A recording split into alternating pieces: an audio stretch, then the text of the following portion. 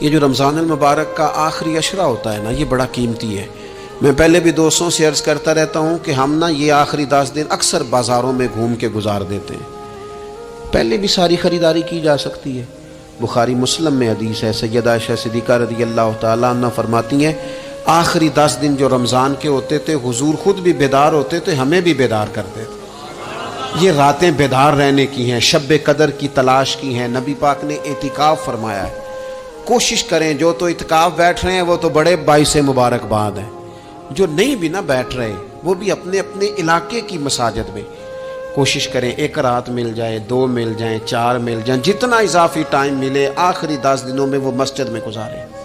زیادہ سے زیادہ وقت قرآن پاک پڑھیں، استغفار پڑھیں، درود پاک پڑھیں، یہ 3 ہی وظیفے ان کے ساتھ، اور رات کا وقت کوشش کریں قیام میں گزرے، نوافل میں گزرے، جہاں جہاں بھی آپ، اس کو ہم نے ضائع نہیں کرنا۔ ہمارے ہاں